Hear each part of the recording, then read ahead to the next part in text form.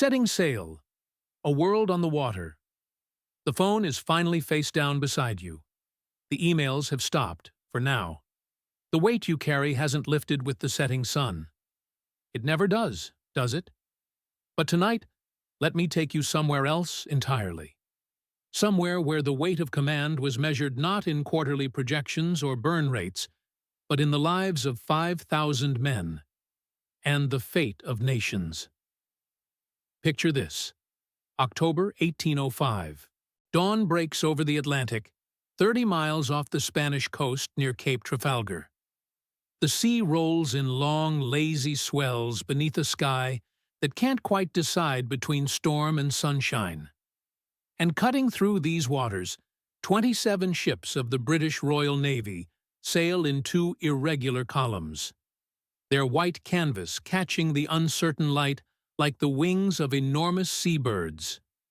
At the head of one column, HMS Victory, 104 guns, 227 feet of oak and iron that has become, quite literally, the flagship of an empire. She creaks as she moves, a deep, rhythmic groaning that speaks of timber under strain, of a living thing breathing with the sea. The sound would be unsettling if you weren't accustomed to it. But for the 821 souls aboard, it's become the heartbeat of their floating world. Stand with me on her quarterdeck for a moment. Feel the salt spray on your face, taste it on your lips. The wind carries more than moisture. It carries the scent of tar and hemp, of cannon powder stored in the magazines below, of 500 hammocks where men have slept in shifts, pressed together in a space barely 6 feet high. It carries the smell of the galley, salt pork and ship's biscuit, and if the men are fortunate today, perhaps a tot of rum to steady their nerves. Because today is not an ordinary day. 33 ships of the combined French and Spanish fleets wait somewhere ahead in the morning haze. 33 ships against 27 British. The mathematics alone should give any reasonable commander pause. But the man pacing this very quarterdeck, reasonable has never been the word his contemporaries would choose. Admiral Horatio Nelson, 5th Viscount Nelson, 1st Duke of Bronte, Knight of the Bath. The titles sound impressive, don't they? But titles tell you nothing of the man. Nothing of the figure who stands barely 5.5 feet tall, his uniform coat pinned empty over his right shoulder where an arm should be. Nothing of the milky opacity that clouds his right eye, or the way he unconsciously favors his left side when he walks. The body tells a different story than the titles. This is a man who has paid for his reputation in flesh and blood. Copenhagen, the Nile, Tenerife. Each victory has claimed its price. And yet watch him move among his men this morning. See how they straighten when he approaches, not from fear, but from something deeper. Something that transcends the rigid hierarchy of the Royal Navy. England expects that every man will do his duty. In a few hours, those words will flutter from Victory's signal flags for every ship in the fleet to see. But right now, in these quiet moments before the storm, duty feels like something more personal, more intimate. Listen to the sounds around you. The creak of rigging as the wind shifts. The distant call of lookouts in the tops, their voices carrying down from the masthead 150 feet above. The soft shuffle of bare feet on scrubbed deck planking. 800 men moving with the practiced efficiency of a mechanism, each knowing his role, his station, his purpose in what's to come. But beneath the efficiency, can you sense it? That peculiar tension that comes before great events. It sits in the stomach like a cold stone. It quickens the pulse and sharpens the senses until every detail becomes almost painfully vivid.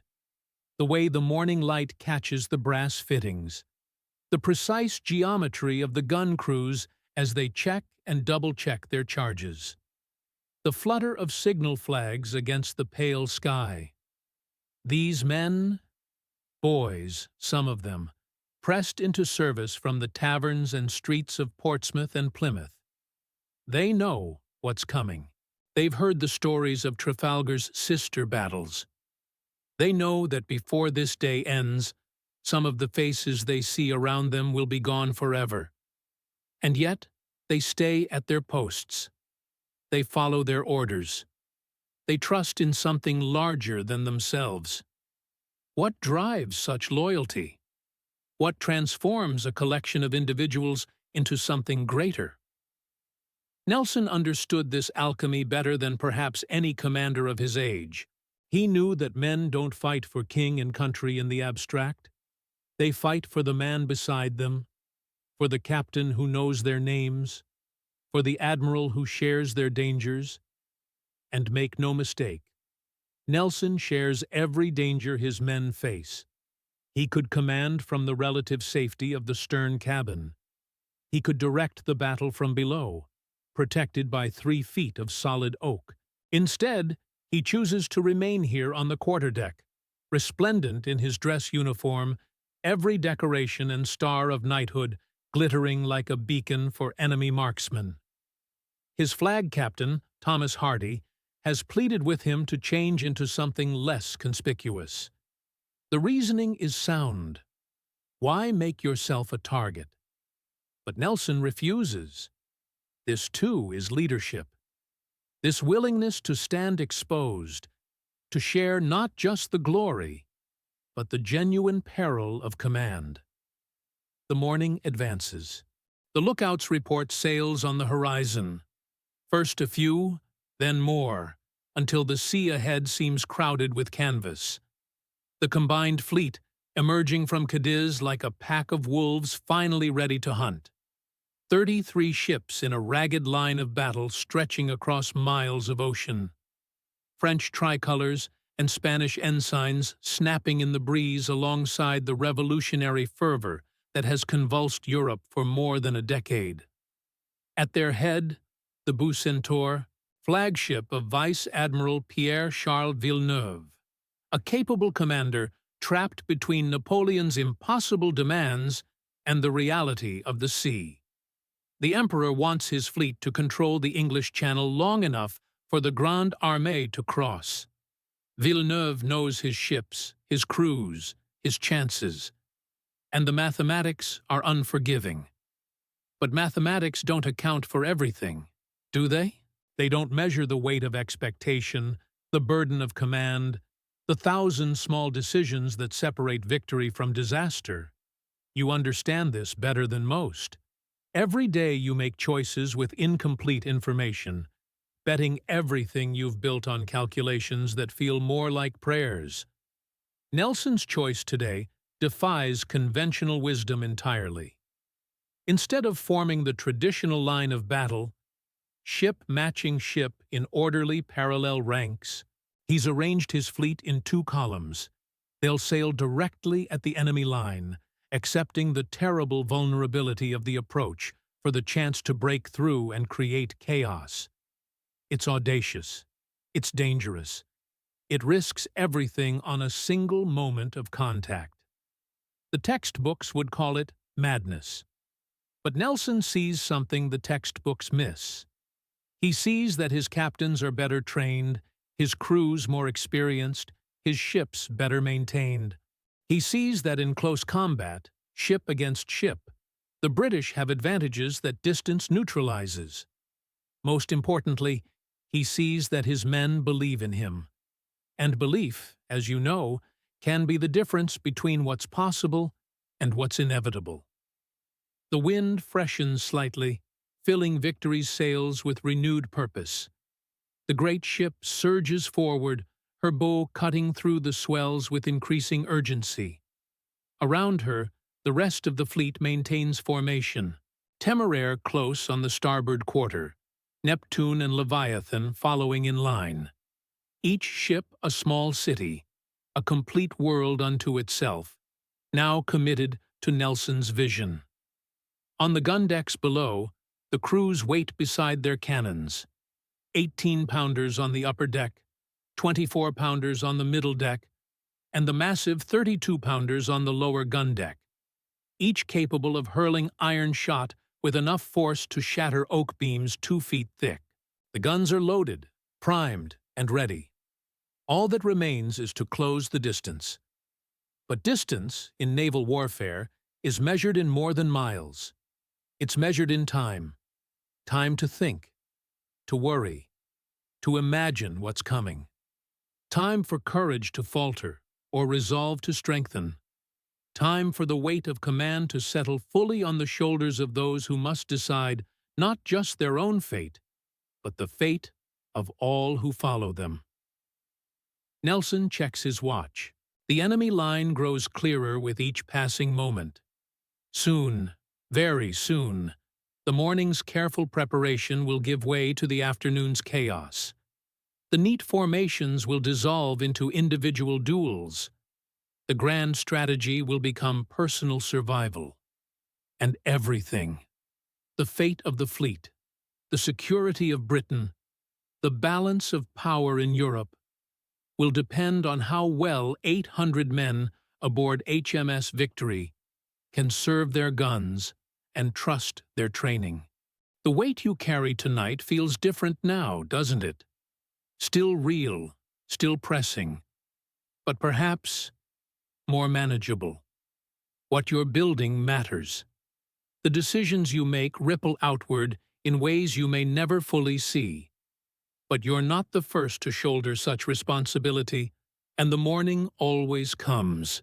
The distance closes. The enemy guns begin to bear.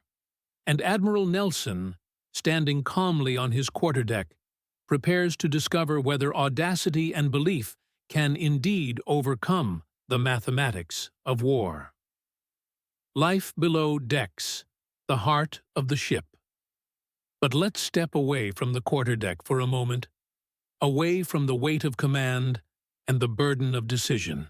Let's descend below, into the beating heart of this great ship, where 500 souls live and work in a world most of us can barely imagine.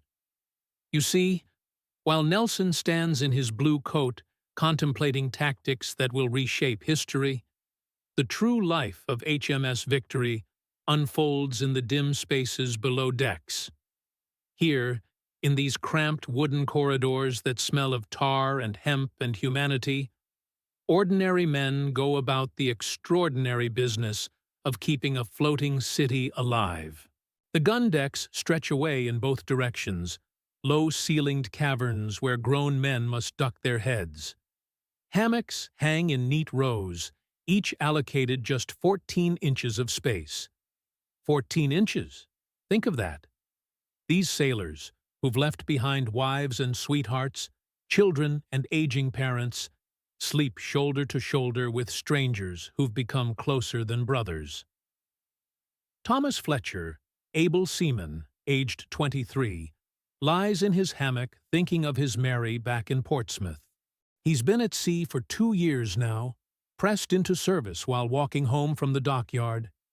The letter he received at Gibraltar, 3 months old when it reached him, told him he has a son he's never seen.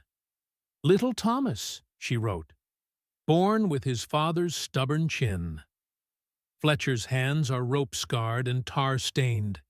His back bears the marks of hauling canvas in Atlantic gales. But his eyes hold something you'd recognize. That distant look of a man calculating, not profit margins or market share, but simpler mathematics. Prize money, if they survive this day. Enough, perhaps, to buy his way out of the Navy and home to that son who doesn't know his face. The weight you carry feels different when measured against such stakes, doesn't it? Below the gun decks, deeper still, we find the orlop. Here, where no natural light ever penetrates, lanterns cast dancing shadows on the curved hull timbers. The ship's carpenter, James Morrison, moves through his domain with practiced ease. His workshop occupies a corner near the mainmast, tools hung with military precision. Morrison has been at sea for 15 years. He knows every timber of this ship, every joint and beam. Today, he's reinforcing the sick bay. He knows what's coming.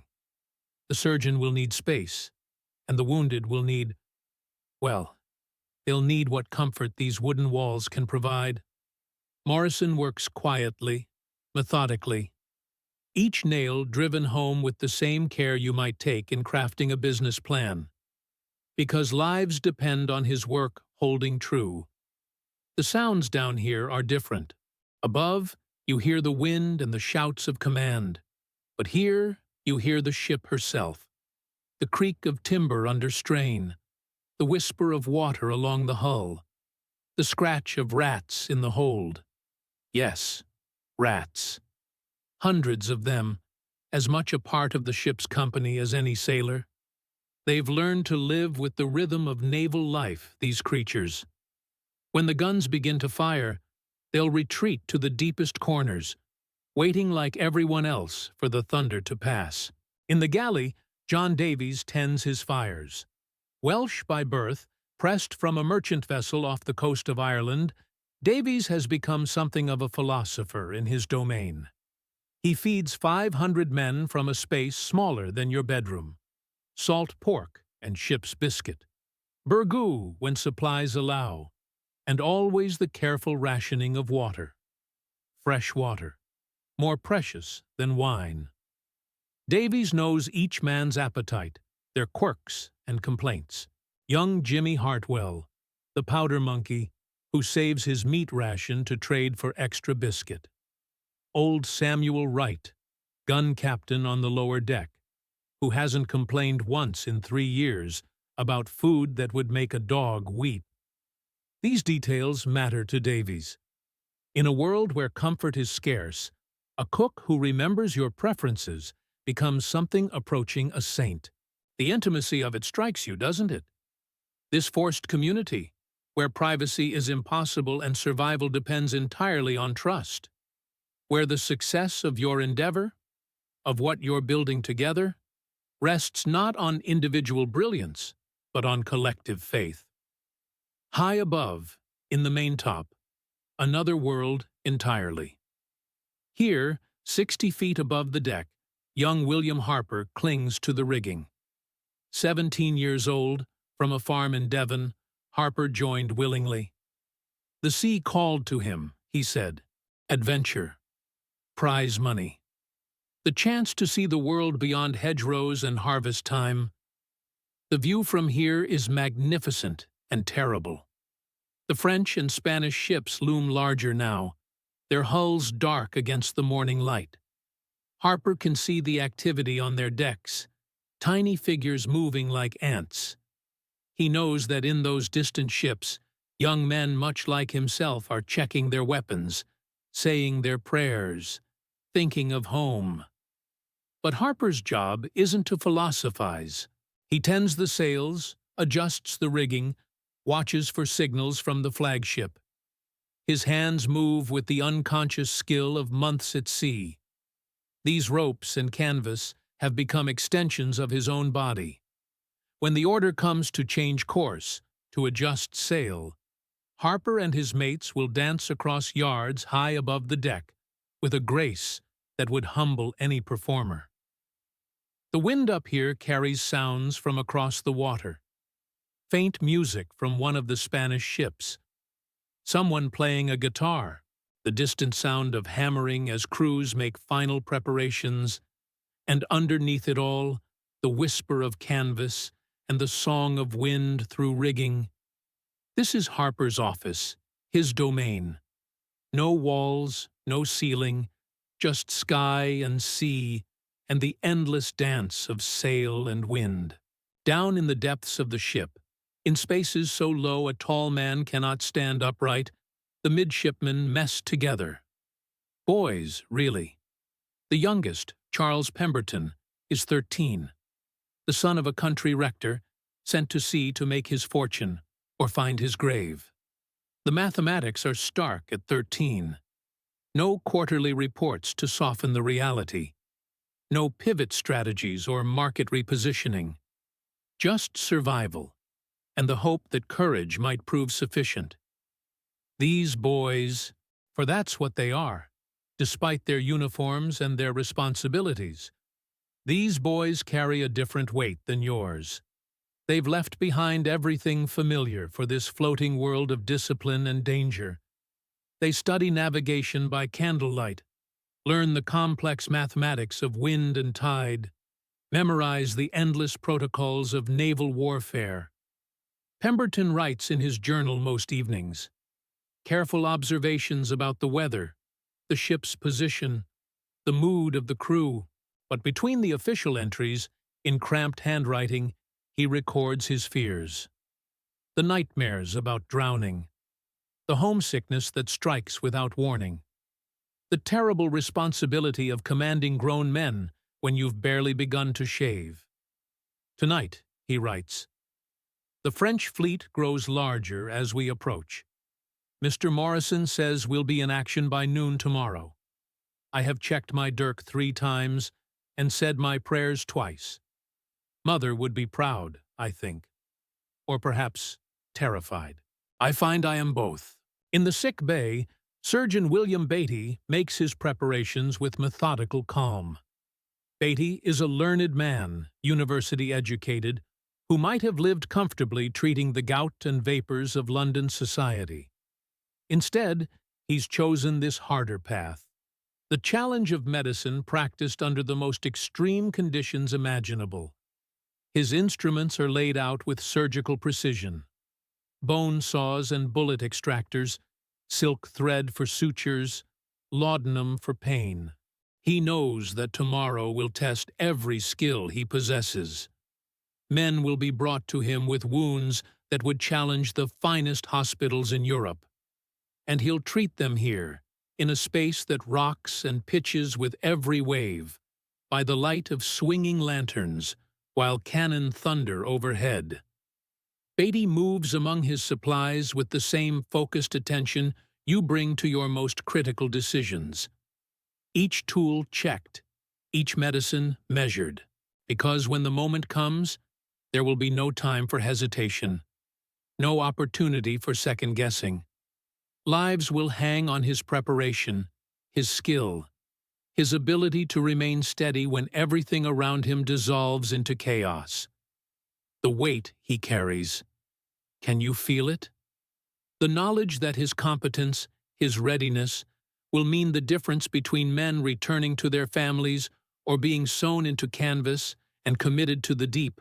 This is the reality below decks. Not the grand strategy of admirals or the sweep of historical forces, but the intimate human drama of ordinary people facing extraordinary circumstances. Men who've left behind everything they knew to build something together.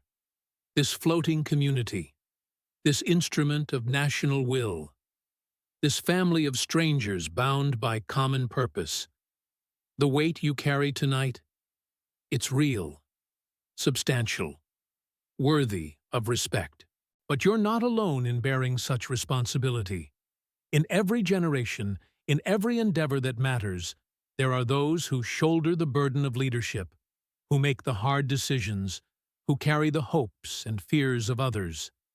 What you're building, the vision you're pursuing, the dreams you're trying to make real, they matter. They ripple outward in ways you may never fully comprehend, touching lives, creating possibilities, shaping the world in small but meaningful ways. Rest now. Let the weight settle. Tomorrow will bring its own challenges, its own opportunities for courage and wisdom. But tonight, in this moment, you're part of something larger. Part of the endless human story of those who dare to build, to lead, to carry forward the dreams that matter. The guns are being loaded. The distance closes. And below decks, 500 souls prepare to discover what they're truly made of. The watchful eye, scanning the horizon, The morning sun climbs higher over the Atlantic, casting long shadows across Victory's weathered deck. Above the bustle of preparation, above the careful choreography of men readying for battle, sits a solitary figure in the crow's nest. 90 feet above the deck, Seaman William Crawford keeps his vigil, scanning the horizon with eyes that have learned to read the subtle language of the sea. From his perch, high on the mainmast, Crawford can see what no man below can see: the curve of the earth itself, the delicate line where sky meets water, shimmering in the morning light. And somewhere beyond that line, the enemy fleet. 33 ships of the line, carrying the hopes of 2 empires and the weight of Napoleon's grand design. This is the burden of the watchful eye, the responsibility that keeps you alert when others rest, scanning for what might emerge from the unknown. You know this feeling well, that sense of standing guard over what you've built, watching for threats that others cannot yet see. The competitor moving into your market, the regulation that could change everything, the economic shift that might render your carefully laid plans obsolete. Crawford shifts his weight against the mast, feeling the ship's rhythm in his bones. Up here, the motion is amplified. Every roll, every pitch of the hull below becomes a wide arc through space. It takes a particular kind of person to spend hours in this swaying perch, fighting the hypnotic pull of vertigo while maintaining absolute focus on the task at hand. The telescope feels heavy in his weathered hands.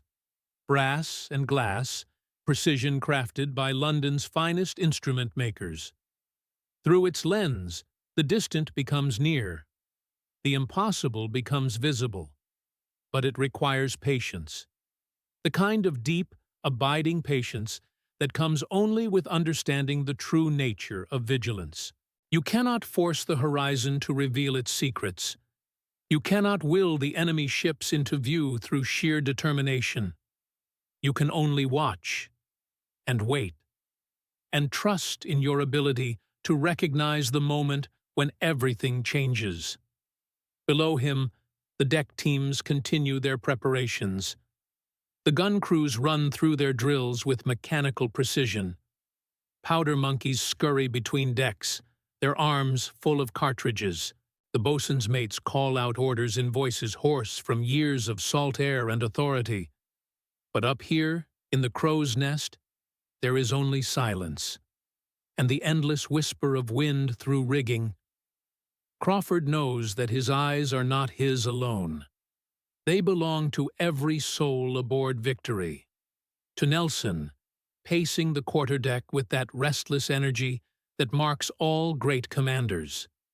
To the gun captains, waiting for the word that will transform their morning drill into deadly reality. To the Marines, checking and rechecking their muskets with the methodical care of men who understand that their lives depend on mechanical perfection. The responsibility settles on his shoulders like a familiar weight, not unlike the weight you carry. That constant awareness that others depend on your judgment, your foresight, your ability to see clearly when the stakes are highest. The employees who trust you to navigate the company through uncertain waters. The investors who have placed their faith in your vision. The customers who rely on what you're building to solve their most pressing problems. From his elevated position, Crawford can see the other ships of Nelson's fleet spread across the morning sea. HMS Temeraire, keeping station just off Victory's starboard quarter.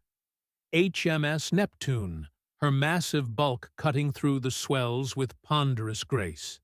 HMS Leviathan, her gun ports closed but ready, like a sleeping giant gathering strength for the battle ahead.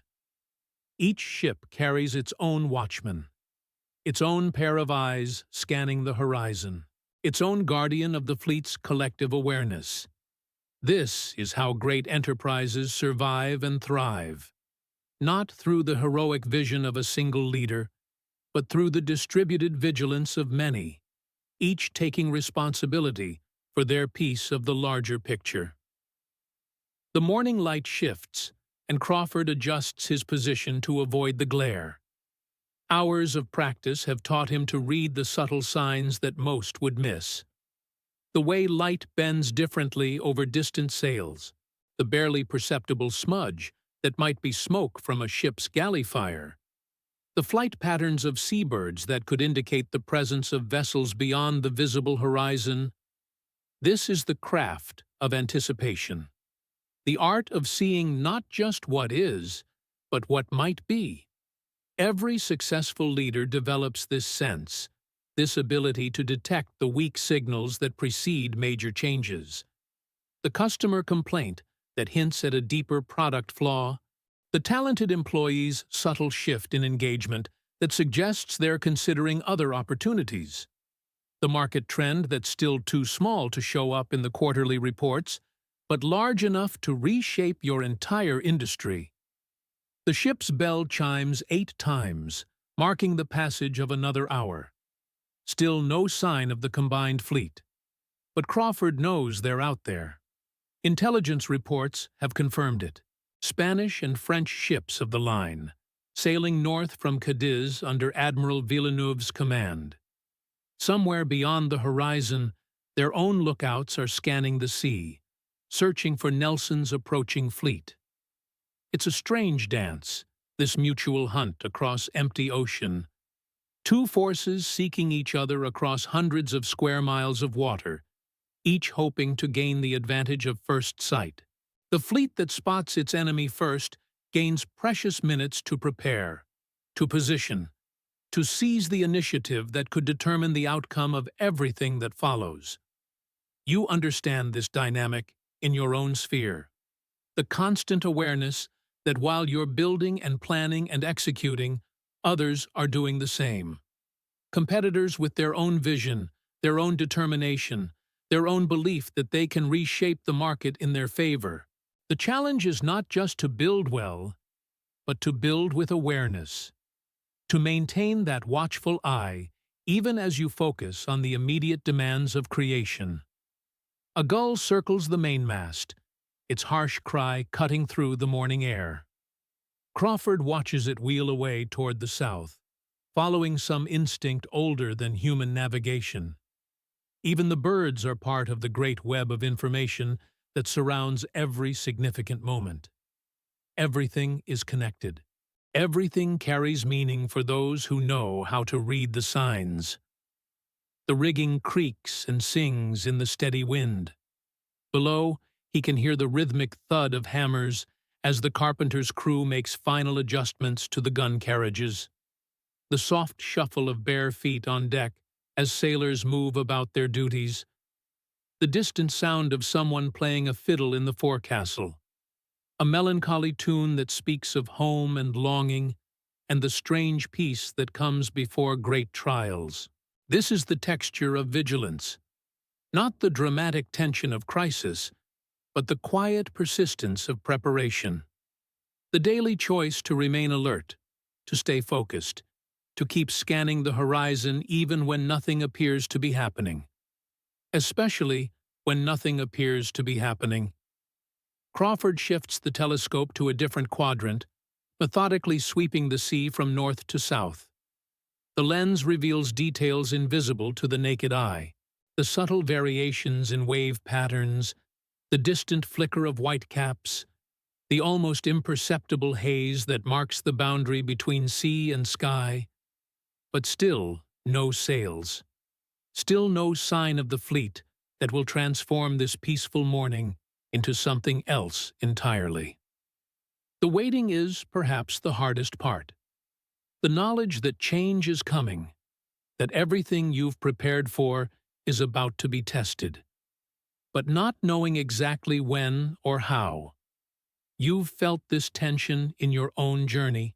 Those moments when you've done everything you can to prepare, when your team is ready and your strategy is sound, but you're still waiting for the market to respond, for the customer to decide, for the crucial partnership to materialize.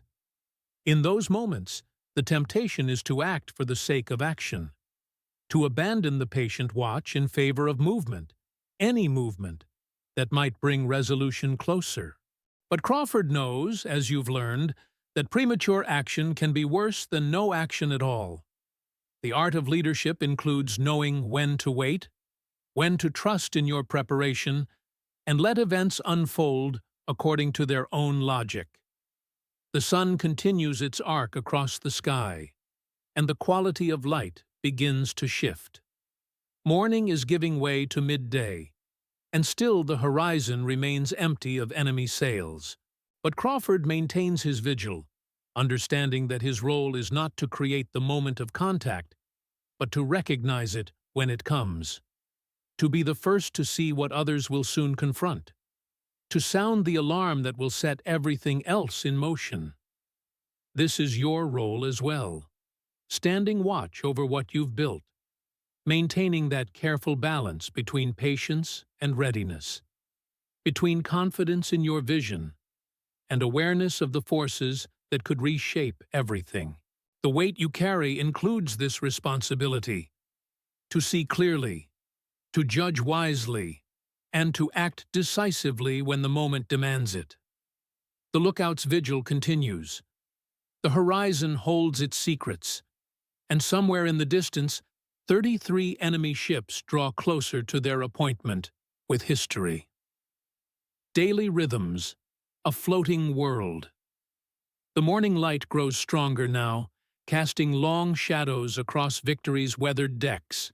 Below the horizon, where Crawford keeps his watch, the ship settles into the ancient rhythm that has governed life at sea for centuries. The steady pulse of daily routine that transforms a floating fortress into a living, breathing community.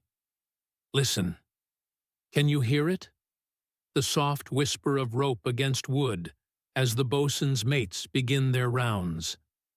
The gentle creak of timbers as Victory rides the swells. These are the sounds that mark the beginning of another day in this floating world. A world where 300 souls must work in perfect harmony, each playing their part in keeping this great ship alive. In the galley below, the ship's cook, Thomas Hartwell, has been awake since before dawn. His domain is a cramped space barely 8 feet square, yet from this tiny kingdom he must feed an army. The smell of hardtack baking fills the narrow corridors, that distinctive aroma of flour and water transformed by heat into something that can sustain a man through the longest watch. Hartwell moves with the practiced efficiency of someone who has learned to work within constraints. Every motion is economical. Every tool has its place. He knows that in a few hours, when the drums beat to quarters and the ship clears for action, his galley fires will be extinguished for safety. But for now, in these precious morning hours, he creates what warmth and comfort he can. The weight you carry includes this understanding, that leadership often means creating moments of normalcy within extraordinary circumstances. Like Hartwell in his galley, you've learned to work within your constraints, to find efficiency in small spaces, to nourish others even when resources seem impossibly limited. Above, on the gun deck, the daily ritual of cleaning begins.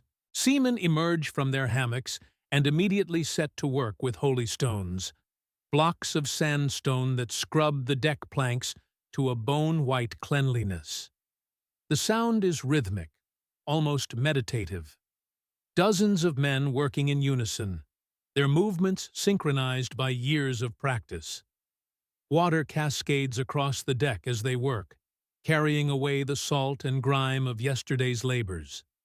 Steam rises where the warm wood meets the cool morning air. There's something deeply satisfying about this daily renewal, this transformation of the ship from the wear of yesterday into the promise of today. Young Robert Chen, the midshipman we met earlier, supervises a section of this work.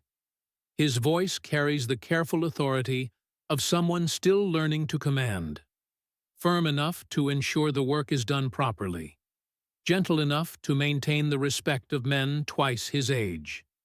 He understands that leadership here is earned through consistency, through showing up every day and caring about the details that others might overlook. The rhythm of the holy stones continues. Scrape and splash, scrape and splash. It's hypnotic in its regularity, like the heartbeat of the ship itself.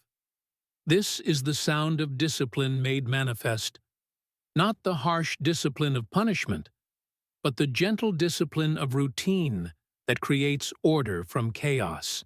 In the carpenter's workshop, deep in Victory's hull, James Morrison examines a section of planking that took damage during the last storm. His hands move across the wood with the sensitivity of a physician examining a patient, feeling for weakness, testing joints, assessing what needs repair and what can wait another day. The smell of oakum and tar fills this space, that distinctive maritime perfume that speaks of ships and sea voyages. Morrison's tools hang in careful order on the bulkhead, each chisel and plane exactly where it should be. In a world that pitches and rolls with every wave, organization becomes a form of prayer. He selects a piece of seasoned oak from his carefully hoarded supply. The wood has been shaped by time and salt air into something stronger than it was on land. Like the men who serve aboard Victory, it has been transformed by its environment, made more resilient, more purposeful. Morrison begins to work, his movements sure and unhurried. The sound of his plane creates long, curling shavings that fall to the deck like golden snow. There's poetry in this work, in the way skilled hands can coax strength from raw materials, can repair what seemed beyond saving. This is your work too, isn't it? Taking the raw materials of human potential, market opportunity, and limited resources, shaping them into something that can weather the storms ahead. Like Morrison, you've learned that the best repairs are often invisible. That true craftsmanship lies not in what shows, but in what endures. The ship's bell chimes the hour, its bronze voice carrying across the water. Time aboard Victory is measured differently than on land, not by the arbitrary divisions of clock faces, but by the natural rhythm of watches and tides, of meals and duties that follow the sun's arc across the sky. In the sick bay, Surgeon Beatty continues his preparations. The morning light reveals his careful arrangements more clearly now. The gleaming instruments, the carefully rolled bandages, the bottles of spirits that serve as both medicine and mercy. His domain smells of vinegar and soap, the clean, sharp scents of a man who has learned to hold infection at bay through meticulous attention to cleanliness. Beatty checks his supplies once more, his practiced eye cataloging what he has and what he might need. Like you, he understands that preparation is often the difference between success and catastrophe, that the decisions made in quiet moments determine what becomes possible when crisis arrives. A young sailor appears at the sick bay entrance, not wounded, but seeking treatment for a minor ailment. Beatty's manner transforms instantly from the serious preparation of war to the gentle attention of a healer. He listens carefully, examines thoroughly, prescribes with the authority of someone who has seen what neglect can cost. This, too, is leadership. The ability to shift seamlessly between the grand strategic vision and the individual human need standing before you. The weight you carry includes this dual awareness, the responsibility to see both the forest and each individual tree that comprises it. On the upper deck, the marine sentries maintain their posts with quiet professionalism. Their red coats are immaculate despite the sea air, their muskets clean and ready. They represent order made visible, the steady presence that allows others to focus on their specialized tasks without fear. Sergeant Davies moves among his men with the unhurried confidence of long experience. He adjusts a belt here, offers a quiet word of encouragement there. His leadership is subtle but constant. Like a gardener tending plants, he creates the conditions for others to flourish. The Marines understand their role in this floating ecosystem. They are not sailors, but they are integral to the ship's success. Their discipline provides a backbone of reliability that allows the more fluid, creative work of seamanship to flourish around them. You know this dynamic well, the need for certain elements of your organization to provide unwavering stability while others adapt and innovate. The weight you carry includes orchestrating this balance, ensuring that structure serves creativity rather than constraining it. The morning sun climbs higher, and Victory's routine continues its ancient rhythm. In the powder magazine, the gunners' mates check their deadly inventory with the same careful attention Morrison gave to his wood and Beatty to his medicines. Every cartridge is examined, every fuse tested. Their work is methodical, almost ceremonial in its precision. The smell down here is different. The sharp, dry scent of gunpowder mixed with the mustiness of the ship's deepest spaces. These men work surrounded by enough explosive force to obliterate Victory in an instant. Yet their movements are calm, unhurried. They have learned to live with danger by respecting it completely. This is perhaps the deepest lesson of leadership, that the greatest risks require the steadiest hands.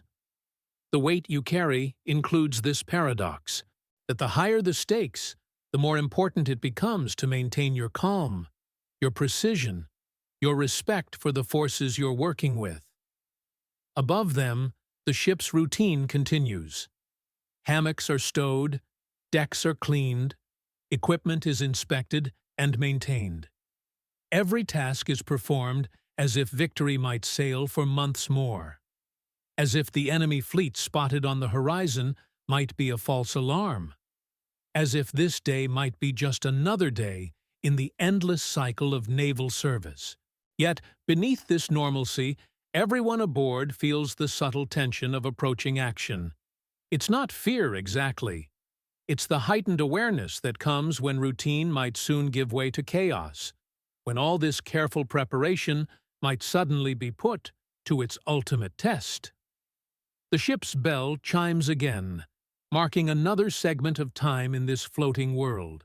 Victory sails on through the morning swells, her daily rhythm unchanged, her crew performing the ancient tasks that keep her alive and ready. In these quiet moments before the storm, there is profound wisdom in routine, in the steady performance of duty, in the maintenance of normal life even when extraordinary circumstances loom.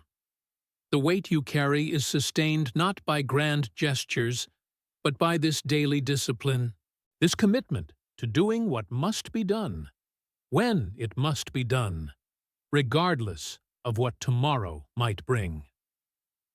The gathering storm, preparing for battle. The routine is broken by a distant cry from the masthead, a voice cutting through the morning air like a blade through silk. Deck there, strange sail, bearing east-southeast. The effect is immediate, electric. Every head turns toward the sound. Every hand pauses in its work. The ordinary rhythm of shipboard life shifts. You can feel it in the sudden stillness, the way conversations halt mid-sentence, the way even the ship's cat stops its prowling to listen.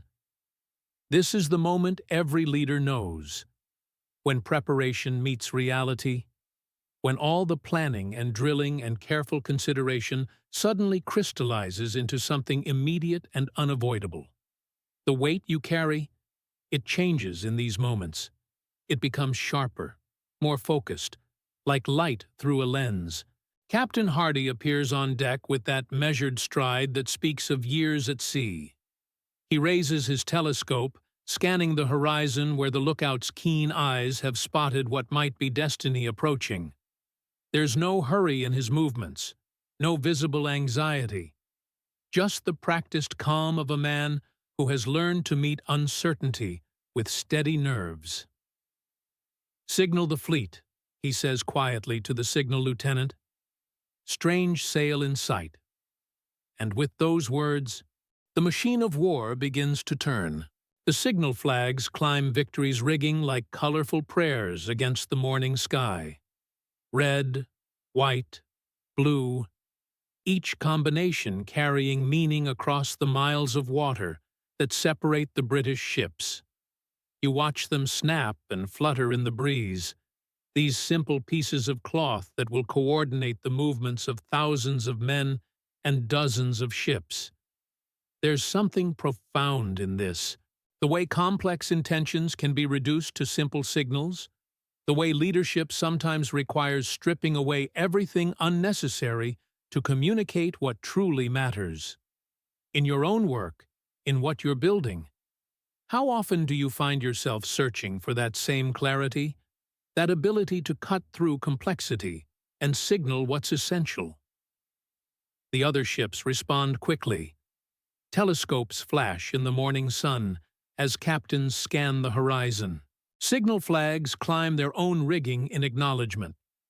The scattered formation begins to tighten, like a hand slowly closing into a fist. Below decks, word spreads through Victory with the speed that only significant news can achieve. The carpenter's mate abandons his repairs. The cook banks his fires. The midshipmen exchange glances that mix excitement with something deeper.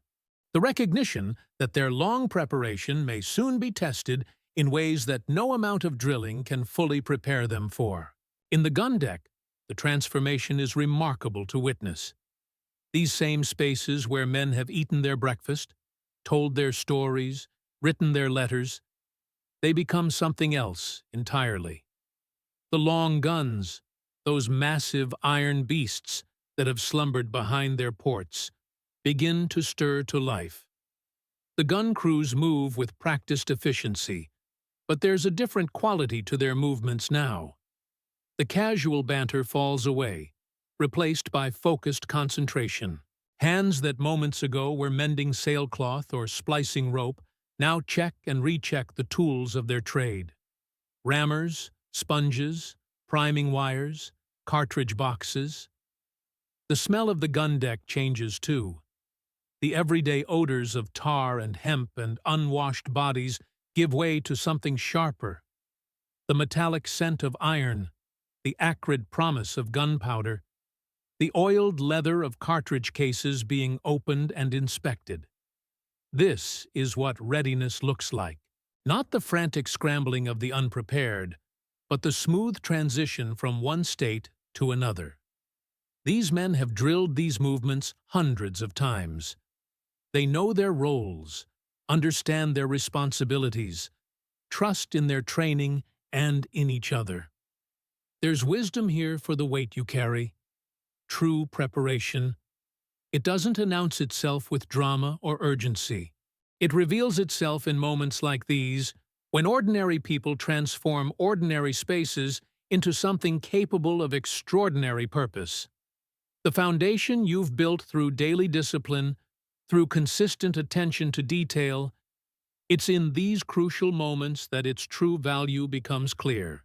Young Midshipman Rivers stands at his assigned position, and you can see the boy and the officer in training warring in his expression.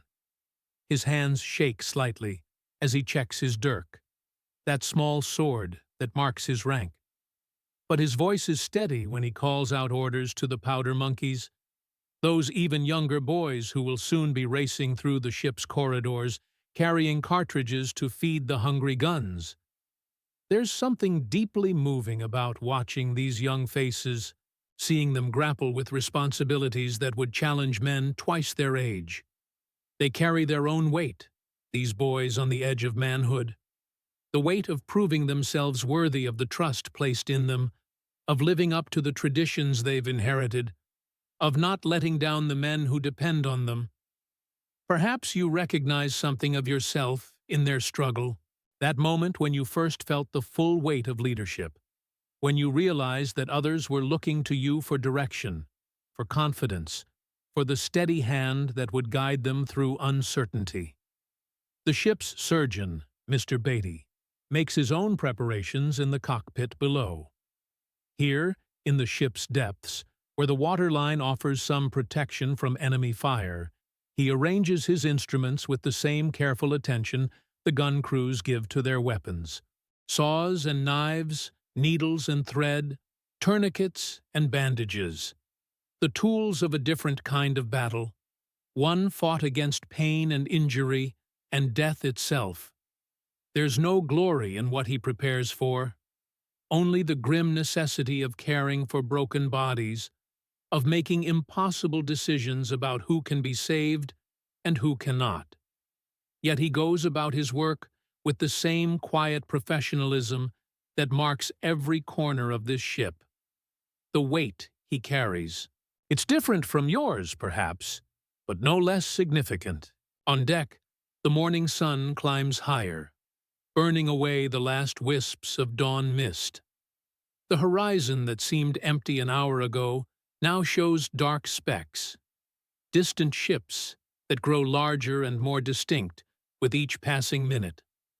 The combined Franco-Spanish fleet, 33 ships of the line, carrying more guns and more men than the British force that sails to meet them. The mathematics of the situation are stark, undeniable, by every conventional measure, by every rule of naval warfare that has governed sea battles for generations.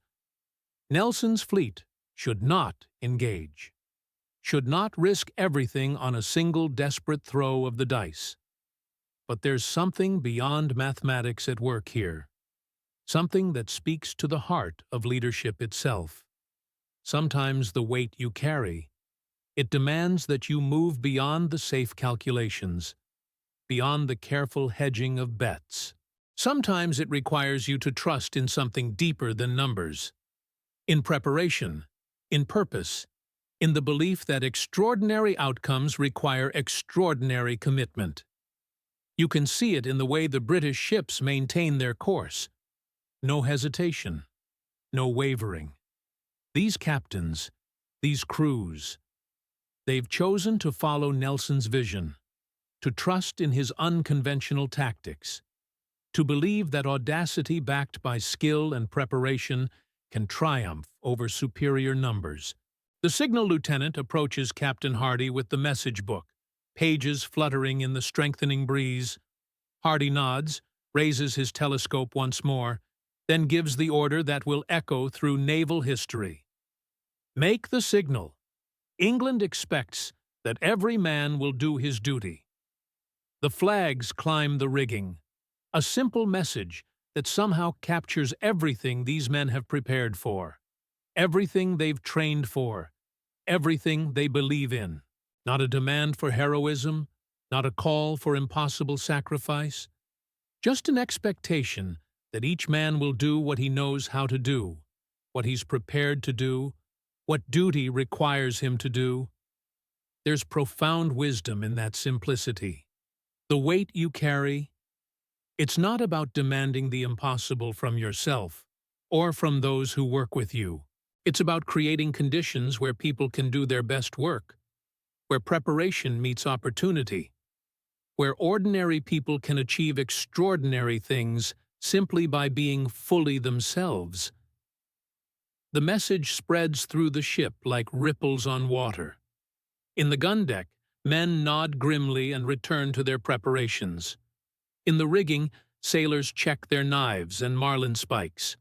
On the quarterdeck, officers adjust their uniforms and check their watches. England expects, but more than that, they expect it of themselves. This is what true readiness looks like. Not the absence of fear, but the presence of purpose. Not the elimination of uncertainty, but the commitment to move forward despite it. The enemy fleet grows larger on the horizon, individual ships becoming visible, their formation taking shape. You can make out the towering sides of the great Spanish ships, the elegant lines of the French vessels, the forest of masts and rigging that speaks of naval power accumulated over decades. But here, aboard Victory, there's no sense of being overwhelmed. Instead, there's focus, the kind of crystalline attention that comes when all preparation converges on a single point. The weight these men carry, it's not burden now, but purpose made manifest. The gathering storm is almost upon them, and they are ready.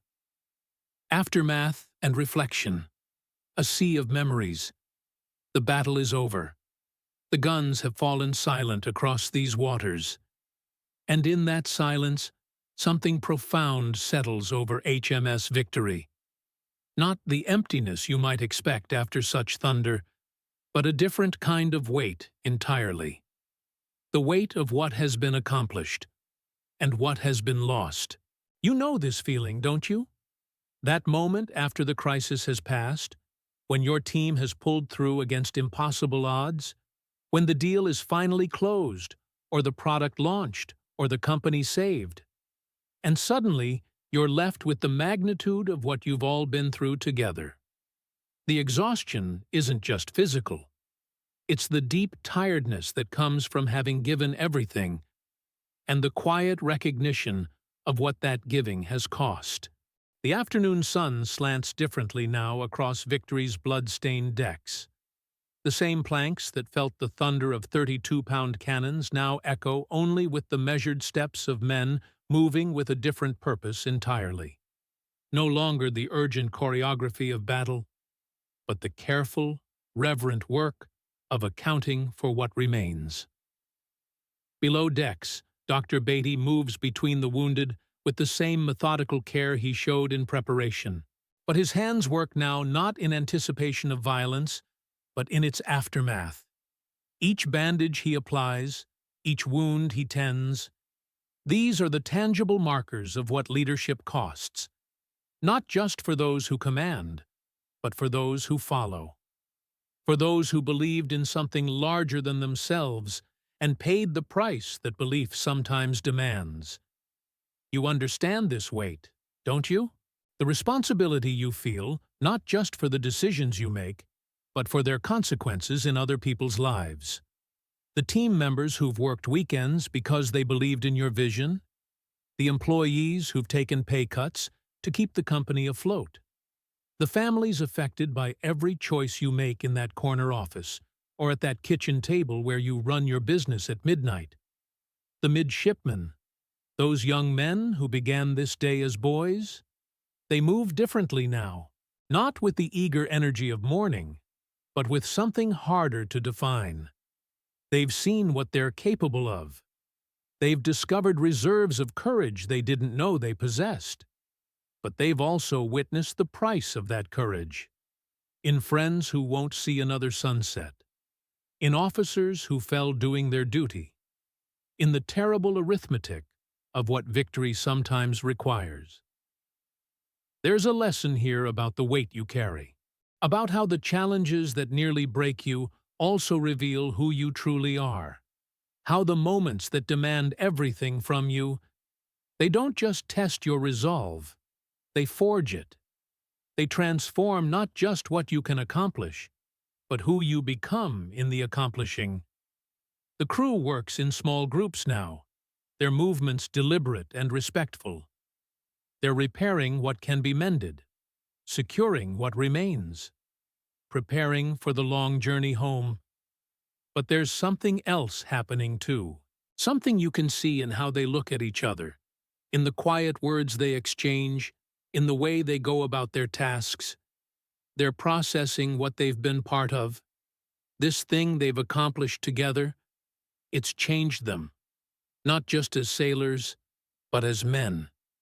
They've participated in something that will be remembered long after their own names are forgotten. They've contributed to a victory that will reshape the world, and that knowledge sits differently on their shoulders than the routine duties of any ordinary day. You know this feeling too, don't you? Those moments in your own journey when you realize you've been part of something significant. When the startup you've poured your life into finally breaks through. When the product you believed in against all advice finds its market. When the team you've built together overcomes obstacles that seemed insurmountable. There's a weight to those victories, a gravity that comes not from burden, but from meaning. The sun continues its descent toward the western horizon, painting the waters around victory in shades of gold and amber. The same waters that hours ago churned with the fury of naval combat now reflect the sky with an almost mirror-like calm. It's as if the sea itself is processing what it has witnessed, absorbing the echoes of what has taken place upon its surface. In the great cabin, Nelson's cabin, there's a different kind of silence. The charts still spread across his table show the tactical brilliance of his unconventional approach.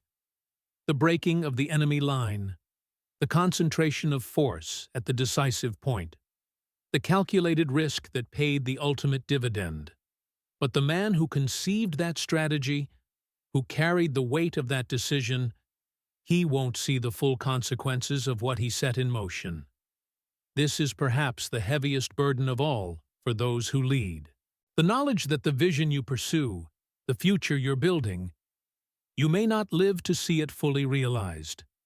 That the sacrifices you make, the risks you take, the weight you carry, these investments may pay their greatest dividends long after you're gone, yet you make them anyway. Because leadership isn't about personal reward. It's about something larger, something that transcends the individual life that conceives it. The crew understands this now in a way they couldn't this morning.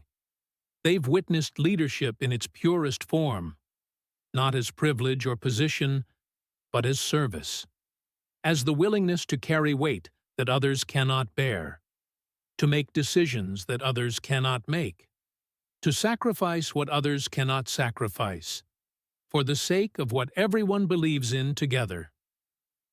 As evening approaches, there's a ceremony taking place, not formal, not official, but real nonetheless.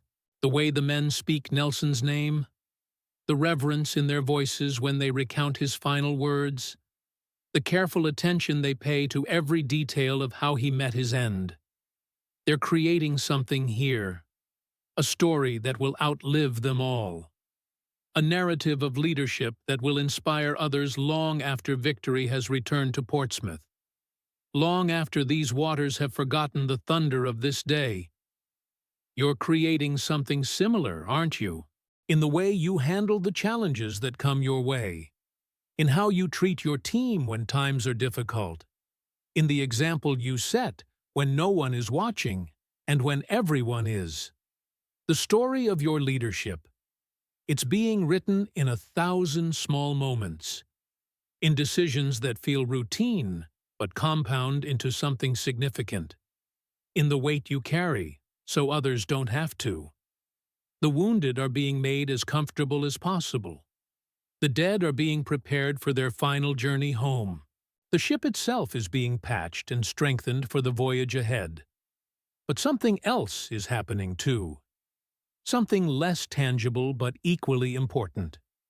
The crew is processing what they've learned about themselves, about what they're capable of when everything depends on them, about what it means to be part of something larger than individual survival. There will be time later for celebration. Time for the nation to recognize what has been accomplished here. Time for history to assess the strategic significance of this day. But right now, in these quiet hours, as the sun sets over waters that have witnessed something extraordinary, there's only the weight of what has been done and the responsibility of carrying it forward.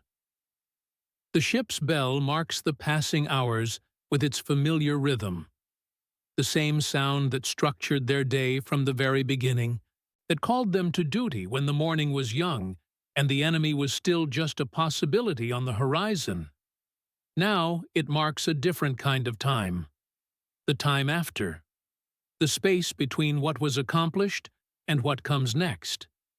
In that space, there's room for reflection, for gratitude, for grief, for the complex mixture of emotions that comes when you've given everything to something that mattered, and discovered both what you're capable of and what it costs. Victory sails on through the gathering dusk, carrying her crew and her cargo of memory toward home. The men at her helm navigate by stars that have guided countless sailors before them, the same stars that will guide countless more in the years to come. There's continuity in that, a sense that what they've accomplished today is part of something larger, part of a story that began before them and will continue after them. And in the ship's hold, carefully tended and respectfully guarded, lies the body of the man who made it all possible, the leader who carried the greatest weight, who made the hardest decisions, who paid the ultimate price for the vision he pursued. Nelson rests now in the darkness below decks, surrounded by the sounds of the ship he commanded, the creaking of timbers, the whisper of wind through rigging, the quiet voices of men who followed him into history and will carry his memory forward into whatever comes next.